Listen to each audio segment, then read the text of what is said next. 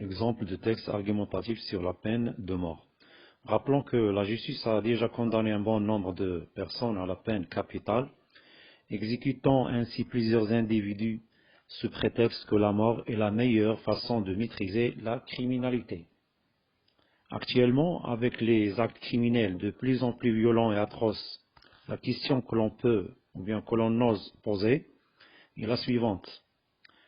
Devrait-on abolir ou non la peine de mort?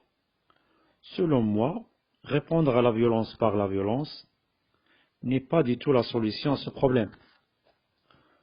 En premier lieu, je pense que le système judiciaire est défaillant et c'est possible qu'il s'y glisse quelques erreurs.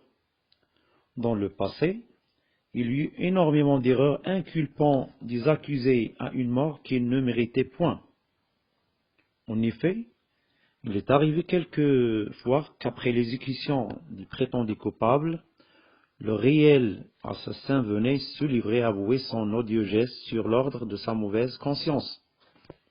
En second lieu, j'ai la conviction qu'il n'y a pas d'humain assez parfait pour juger des comportements d'un autre et encore moins de décider de sa mort. À vrai dire, le droit de vie et de mort n'appartient qu'à Dieu, le Tout-Puissant. En troisième lieu, il est sûr que la peine de mort ne fait pas peur aux criminels et autres tueurs en série. Aux yeux des psychologues, quand l'homme en arrive à vouloir commettre un assassinat dans la plupart des cas, sa lucidité est absente de sa pensée. Autrement dit, la passion l'emporte sur la raison. La seule chose qui l'obsède est de parvenir à ses fins.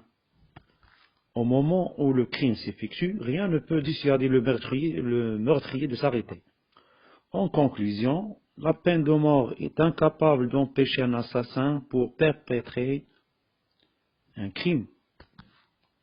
Par conséquent, on peut punir sévèrement et avec justice, sans tuer, parce qu'il est moralement grave d'exécuter un homme avant qu'il ait pu régler ses propres problèmes avec lui-même et avec la société, avant de lui laisser le temps de regretter. Ceci dit, portez-vous bien et à la prochaine.